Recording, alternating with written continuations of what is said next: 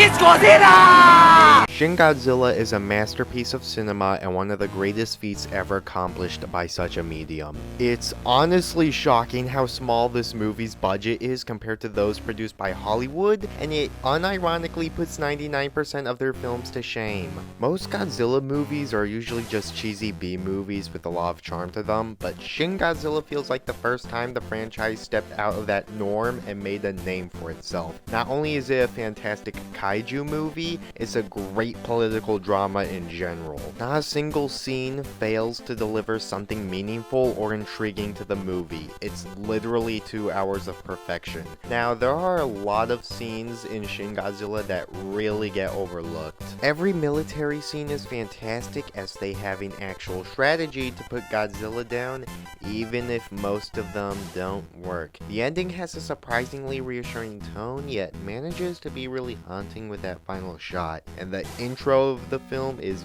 very creepy in a way that no other Godzilla opening manages to pull off. However, there is one scene from this movie that everyone has talked about and praised to high heavens. And I'm gonna do the same as the atomic breath scene. I know this is a common choice for the best scene in the movie, but I feel like it's mostly because diehard fans see this as the glimmer of Shin Godzilla being a great kaiju movie. However, this means so much more to me. It didn't elevate Shin Godzilla as a great kaiju movie for me, it elevated the film to being one of the scariest movies ever put to screen. No shock value, no horror deaths, just pure terror and agony around every corner. It starts out with a dark night coming in as Godzilla roams throughout the evacuated city of Tokyo. The US has a proposed attack that they're about to launch to take out Godzilla once and for all, and most of Japan's politicians aren't too happy about said plan, as they worry that it'll just cause worse destruction, but they can only hope. The Prime Minister insists on staying to overlook, but is soon convinced to be escorted out of the city via helicopter because he is Japan's most important figure in this time. And all seems to go well at first. One of the bombs takes off one of Godzilla's dorsal fins, but then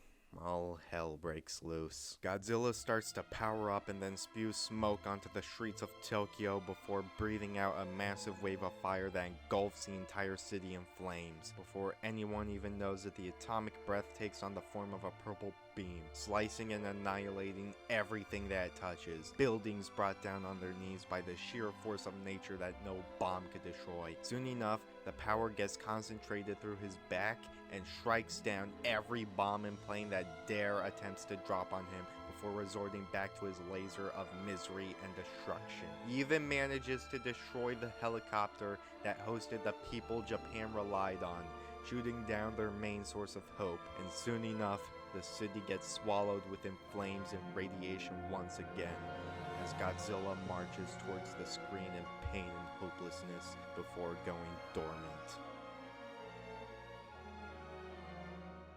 Alright, let's start with the obvious good things about this scene. While the first half of the film was based around the 2011 Tohoku earthquake and tsunami, the scene draws inspiration from the Fukushima Daiichi nuclear disaster. Both were scenarios that the Japanese government handled ineffectively from what I've heard. The film portrays this disaster as something that both the US and Japan have tried to handle, but ultimately underestimated the sheer destruction that awaited them. It's also an interesting parallel in that the earthquake and the tsunami lead to the nuclear disaster, a disaster evolving into something worse, if you think about it. What also makes this scene so striking is the cinematography. Shin Godzilla easily has some of the greatest visuals I've seen in any film, and this scene is the pinnacle of that. The wide shots of the fire spreading throughout Tokyo, the zooming out of the dormant monster, the shot where Godzilla walks towards the screen, all of it is simply flawless. I guess I can talk about the issues I have with this scene before getting to the best part of it all. The English voice acting is present here and it isn't awful, but it slightly kills the tone in some areas. Payback time. Slightly. Actually, that's the only complaint I have with this scene. Everything else is Godzilla at its finest. It perfectly showcases the power of Godzilla, it has a great depiction of nuclear destruction while not being on the nose, and it has spectacular visuals to boot.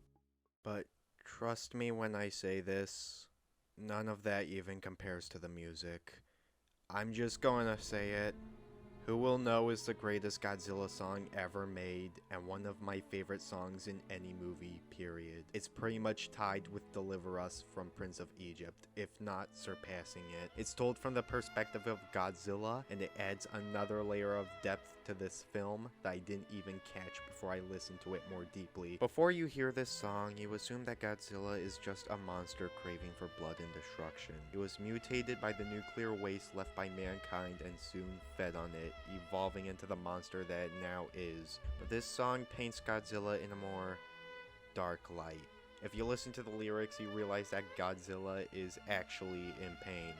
Pain that no human can understand. And with the destruction that he's causing, who will truly know what he really is like? Then the second chorus comes in and tells him that nothing worse can happen, and he should just keep on moving as there might still be a light. This is usually thought of as Godzilla having a body that wants to die, but a tail that thrives to survive. It makes the character even more sorrowful than I thought it could be, and it actually made me tear up on its own.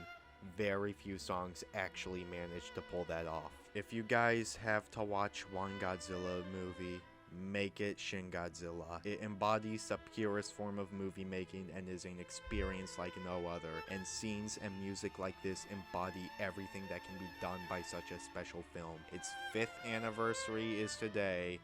Please, go watch it.